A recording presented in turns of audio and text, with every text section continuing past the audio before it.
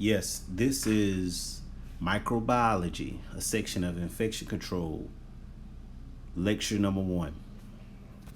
Okay, when you talk about something that's micro, you're talking about something that's so small you have to see it with a microscope. Um, in this chapter, we're going to be talking about bacteriology, bacteria, germs. We're going to talk about types of bacteria. We're going to talk about viruses. We're going to talk about parasites. So one thing to know, the goal of the barber is to first have an understanding, a basic understanding of bacteriology, how it can spread, how it can grow and reproduce. And once you have that understanding, you can better understand why it's so important for infection control. You can better understand why it's so important to keep your items clean and disinfected. So let's just jump right into it. Bacteriology is the definition, is the science that deals with the study of microorganisms called bacteria. Bacteria can also be known as germs or microbes. They are minute, one-celled microorganisms which can exist almost everywhere. And it can only be seen with the aid of a microscope. So it's so small. So you can't just look at a station and say, oh, I don't see any bacteria, so it's okay. No, no, no. You can't see bacteria. You can see the results of bacteria, but you can't see bacteria itself. All right, so let's move on. Now, there are two types of bacteria. Types. Okay, one does not harm us, one harms us. The one that does not harm us is actually more of them in the world than it is that harm us. The bacteria that does not harm us is called non-pathogenic bacteria. So an example of what they do, they can be benign, which is they don't do anything. They can perform useful functions, such as for decomposition. Also, you have saprophytes.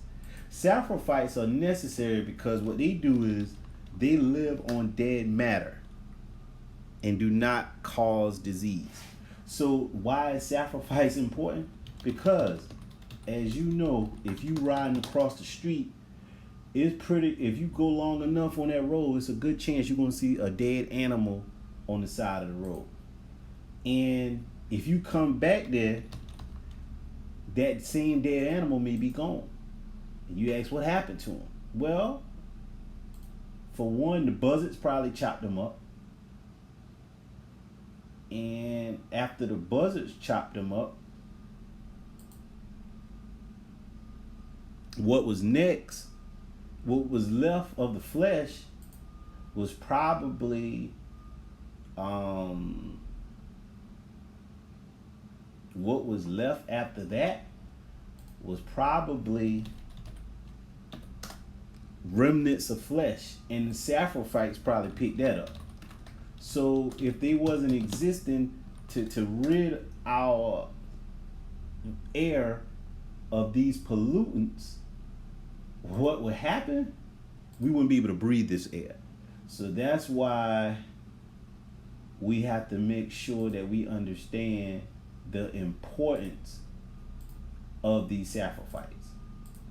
So that's what saprophytes, that's a form of non-pathogenic bacteria.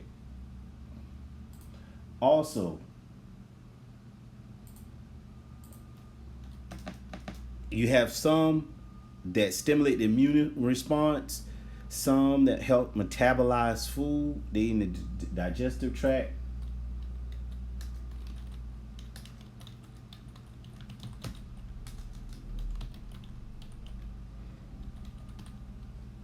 All right. Now, although there are more there are more non-pathogenic bacteria that exist, Then pathogenic, this is the deal. We're not going to spend the rest of this chapter talking about non-pathogenic bacteria. Why? You may have guessed it. Because non-pathogenic bacteria does not harm us.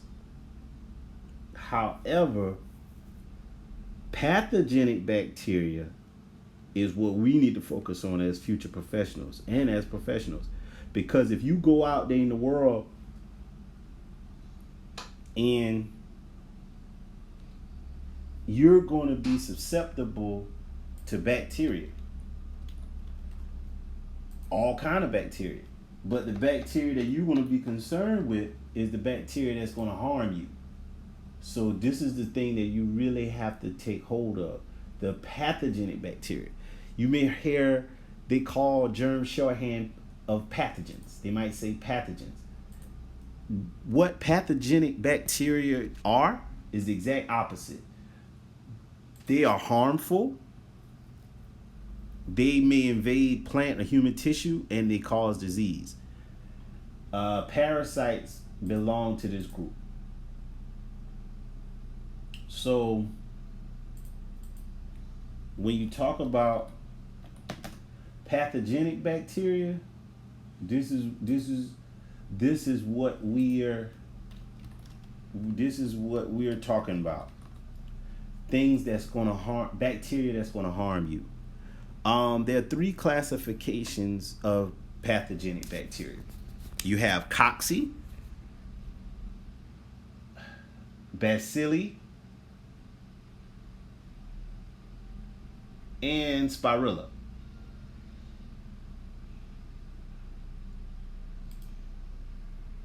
So, cocci,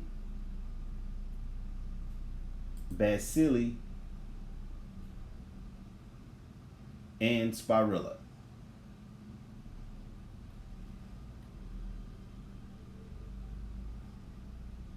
Cocci has three types of cocci: staphylococci, streptococci, and diplococci. Staphylococci, it causes MRSA, is pus-forming organisms that grow in bunches or clusters. They cause MRSA, abscesses, pustules, pimples, boils. Or some people will call them rhisins. They rise above a person's skin. So the staph grows in bunches. Now the other one is called streptococci. You may say, oh, strep throat. Yeah, that's right. Streptococci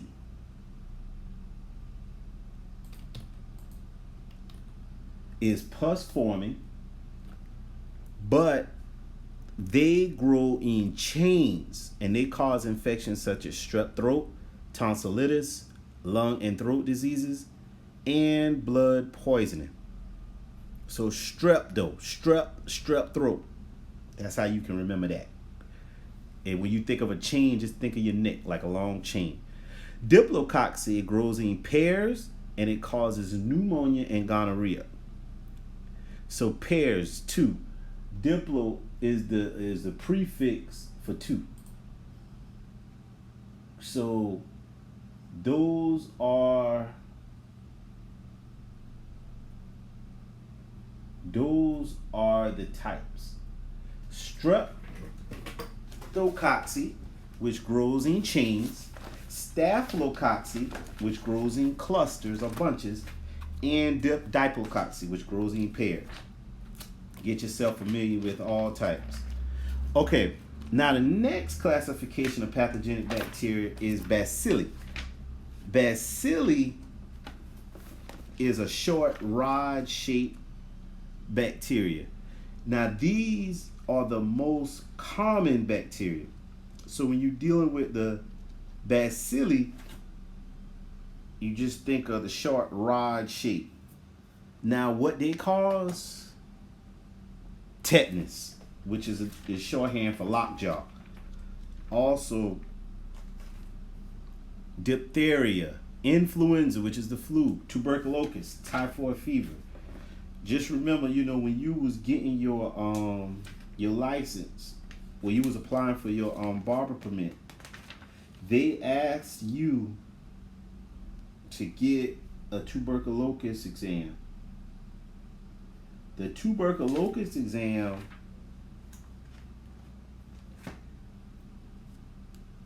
was to prove if you had tuberculosis or not. But aside from all of that, what it is, the tuberculosis derives from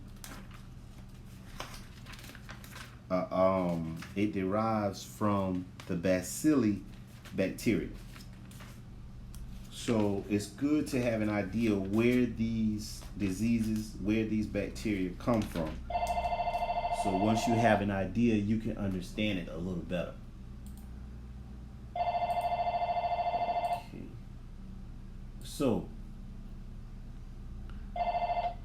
the next classification is diphtheria. I'm sorry, is spirilla.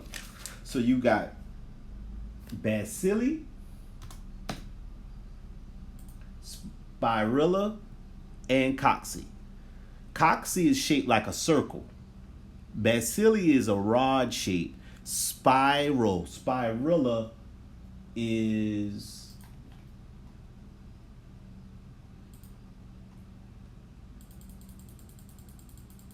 spiral. So you might say, okay, that seems easy. Yeah, it is easy. Now, what does spirilla cause? Spirilla is a spiral corkscrew-shaped bacteria, and it causes syphilis or Lyme disease.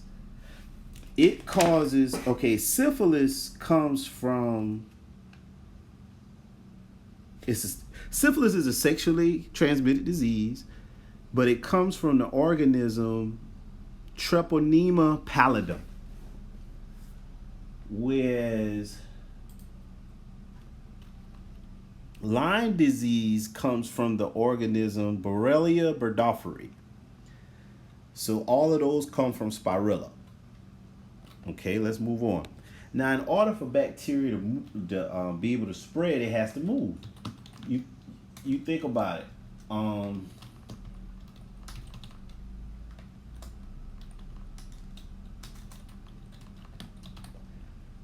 Bacteria, okay, think about it. Think about the pandemic, right? Okay. The coronavirus, right? What happened was, scientists tells us that it started in China. So it started in China, but if it started in China, how the heck it ended up over here? Well, it had spread. So, just like everything else, your stuff has to spread, whether it be through the air, through the dust, through people, or if it's moving on its own. Okay, so how does bacteria move? Well, the cocci rarely shows self-movement. The ability for something to move on its own is called motility. Motile. Mobile. It means very similar. It means you can move. So cocci rarely shows that because cocci is transmitted in the air, the dust, or within the substance in which they settle. That's why it's very important for us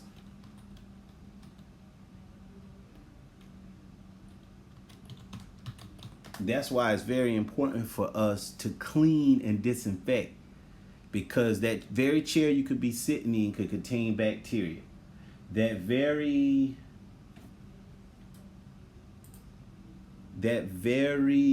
doorknob that you're touching could contain bacteria. So this is the deal. What we have to do is make sure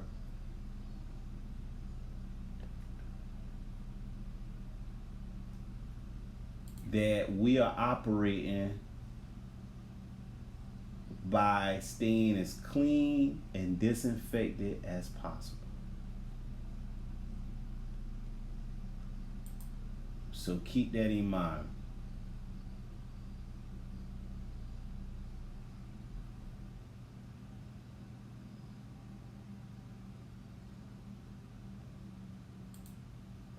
Okay.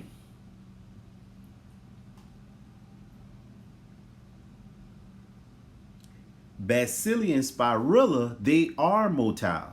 How do they move around? They use a tail, a hair-like extension called flagella.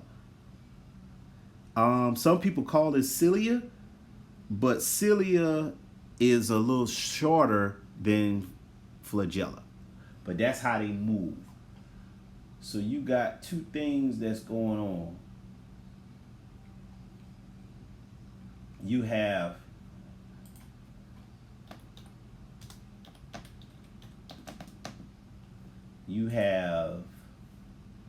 cocci, which rarely shows motility, meaning they move in a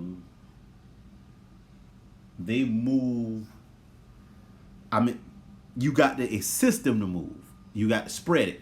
Whereas bacilli and spirilla can move on its own. Okay, so now another thing you need to understand is bacterial growth and development. There are two stages: the active stage, or which is also called the vegetative stage. Then it's also the inactive stage. So your active stages where bacteria grow and reproduce. They divide in two daughter cells called mitosis. It's also called binary fission. So bacteria does this when it's favorable conditions. Favorable conditions: warm, dark, dirty, damp places. So that's why you got to keep your stuff clean. That's why you got to keep your stuff disinfected. So in an inactive stage, bacteria either die off, lie dormant, but some bacteria such as anthrax or tetanus, they form spherical spores until favorable conditions are met. So with that, you got to understand, hey, what's up? Yeah, so you got to understand bacteria can grow in the active stage. And in a 12-hour period, some bacteria can form up to 16 million new bacteria. So that's why, so that means in a 1 hour period, it can be 1.033 million. So that's why it's very important that you clean and disinfect after every client. Keep your stuff clean, keep your stuff disinfected. Now, sometimes bacteria infections occur. Infection is the body's inability to cope with the bacteria and their toxin. There can be no disease without the presence of pathogenic bacteria. The presence of pus is a sign of infection. You got two types of infections: local and general. Local infection is at a spot. General infection affects the whole body.